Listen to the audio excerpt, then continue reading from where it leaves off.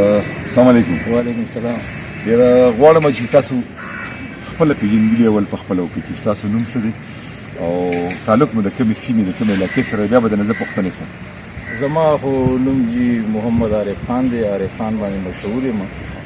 د چارسدې ضلعې د تنګي سره زما تعلق دی.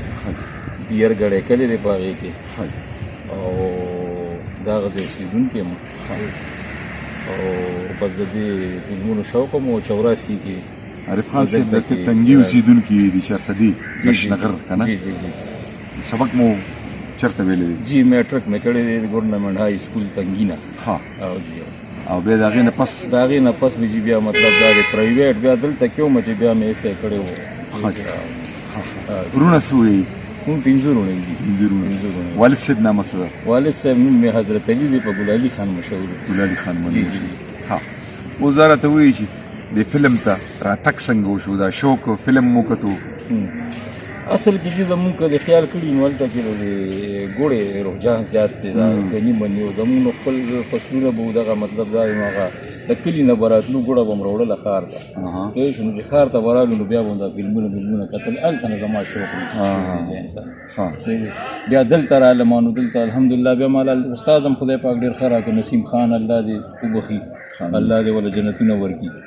ډېر ښه استاد راله خدای راکړه. بل بیا زما شوق هم و نو بیا زما ډایرکشن کې ډېر زیات شوق. تاسو فلم ته راغئ به طور ډایرکټر؟ جی جی.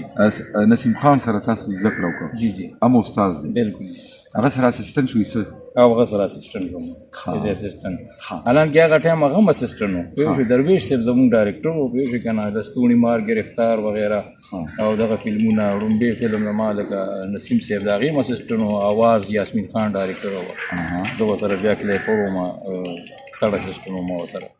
او هغې نه پس بیا نسیم صاحب په 88 کې ډایرکټر شو نو بیا زه اسوسییټ ډایرکټر بیا ما هغه سره بله فلمونه. خپل فلم تاسو وړومبی کوم یو به طور ډایرکټر؟ اووم اسمان جي. اووم اسمان. دا په کوم کال کې ریلیز شو؟ 96 کې دا شروع شو او 97 کې غالبا ریلیز شو. شپږ نوي 1996 کې شروع شو او 99 کې. بالکل دا تاسو وړومبی فلم؟ دا زما دا وخت تاسو د څونه مودې وي؟ تاسو تاریخ پیدایش څه دی؟ زما تاریخ پیدایش جي 71. تاسو خو ډېر ورکوټي دی. دا ټایم کې چې زما بالکل 19-20 سال تک تاسو ډایرکشن زده کو؟ جی جی ما ډایرکشن. اووم اسمان چې ریلیز شو جی جی نو کلي ته چې لاړې که نه؟ جی جی. پښتانه خو تاته پته چې دا فن خوښوي جی جی جی. او نور بیا دا چې فن سره تعلق لرونکي هم نه خوښوي که نه؟ جی جی. هغه هر هنر دی. والد صاحب د ژوندي وو یارونه دي؟ والد صاحب ژوندي وي.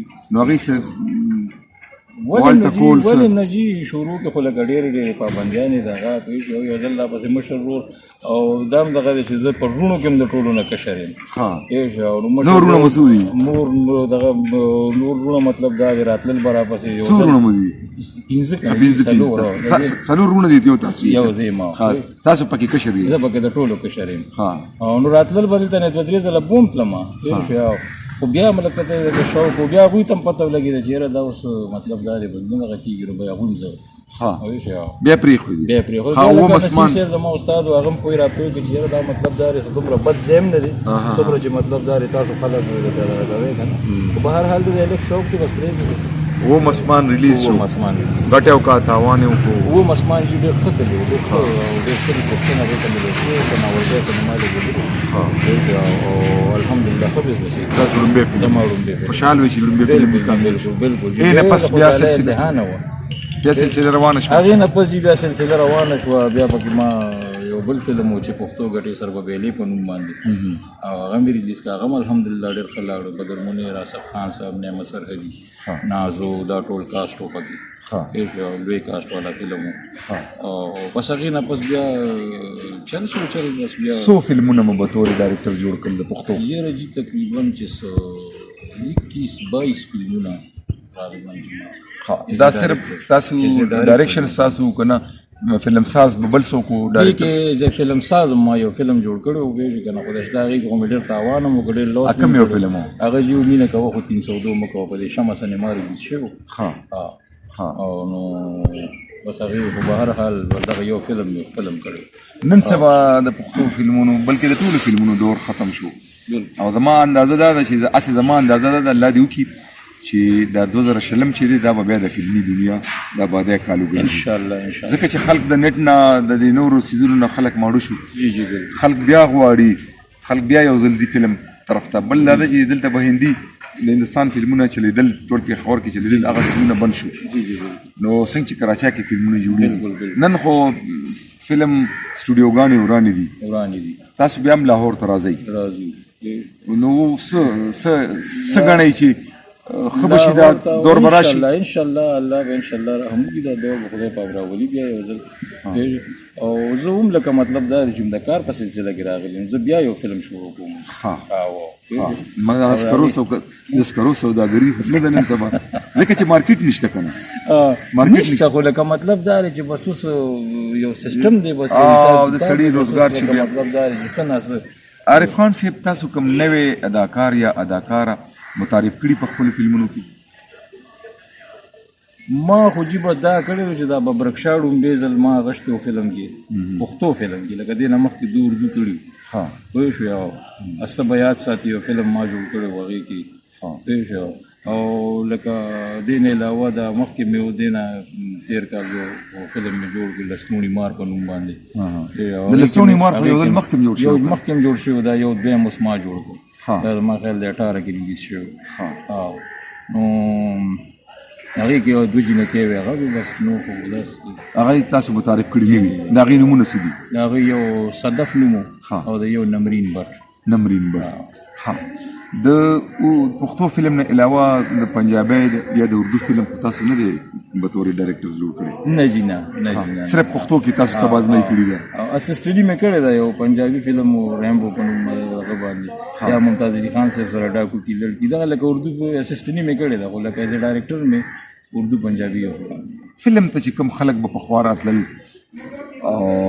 یو عجیبه غوندې سوچ د خلکو اوس که فلم ته خلک ستاسو دور کې فلم ته خلک راغله تعلیم یافته خلک راغله څنګه خلک راغله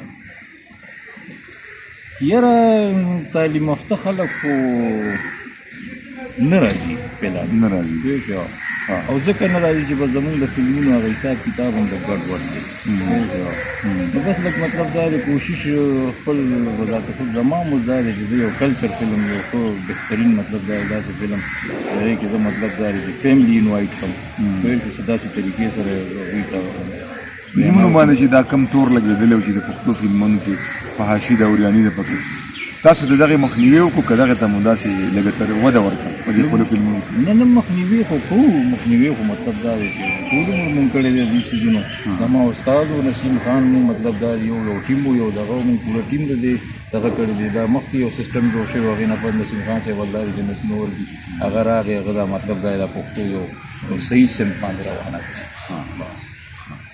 څه ګڼئ چې د پښتو د فلمونو دور به بیا راشي پښتو فلمونو جوړېدل به شروع شي دا سټوډیوګانې به آبادې شي که نه رزه به چې کوم دی نو نور هم په دې باندې څه وایي ورته وبال راځي دې کې جد دوه خبرې دي دې کې یو مطلب دا د نیتونو خبره ده یو د ښه کار خبره ده چې نیت صفوي او مطلب دا د انسان یو ښه تکل کوي یو ښه محنت کوي نو هغه څیز خپله اټومیټیکلي کامیابی تاسو خبره وکړه چې کلچر باندې مبني فلم دی لکه زمونږ د اوسه پورې چې څه په فلمونو کې خو تاسو خپله د چا صدیق پښتون یو نو دغه خو زما خیال دی چې بیخي که کلچر ته ځي خو دغه زمونږ د کلچر بلکې زمونږ په کلچر کې دا هم نشته ښځه خپل خاوند ته نشي ویلی چې یاره دې خوا راشه موږ خپل زما د ریډیو سره تعلق چې خپل سندرې په وخت چې راشه یاره راشه او باران دې وغیره خو زمونږ کلچر دا نه دی موږ ښځه خاوند ته نوم نشي اخیستی خاوند خپلې ښځې ته نوم نه اخلي د وړو مور د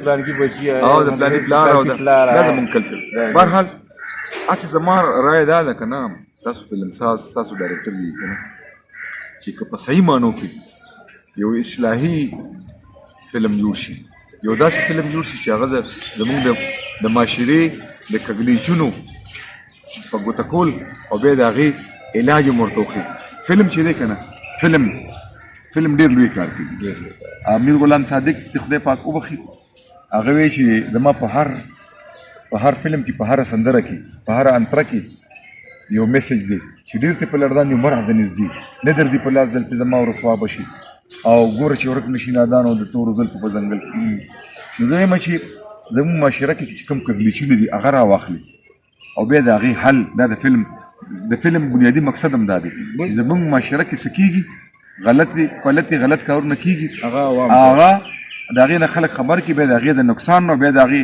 حل وموښي خو دا د یو چوکاټ دننه که دا وشي بیا زمونږ تاسو اوس به داسې لکه دا تاسو خبر نه وي داسې کول به ضروري شو دا به کې ولې چې اوس هغه سیسټم مطلب دا دی چې اوس لکه نه چلي ډېر مطلب دا دی داسې فلمونه راغلل چې هغه مطلب دا دی چې دا شی پکې نه چلي عارف خان صاحب ښه فلم جوړ کړي انشاءالله زه د سره ملګری موږ د سره ملګري یو د میډیا به تاسو سره ملګري وي او په میډیا چې کله ګوره یو فلم یا یو اداکار چې دی کله په میډیا راغلی دی نو دی اسمان ته ختلی دی که ته ډېر فلمونه جوړ کړي فلم کتونکي خو دومره نه دي که نه فلم کتونکي زه سره ما ته نه یم تللی زه په فلم لګیا یم کتاب جوړوم ما به 10% فلمونه نه کتلي اوس چې دا تحریر ته راشي دا سیس تا خو د کیمرې په سترګه باندې محفوظ کو دا فلمونه لاړل ختم شو دا که تحریر ته راشي نو دا به د تاریخ یو ځلنده باب تکړه شي فلمونه به که خیري کامیابېږي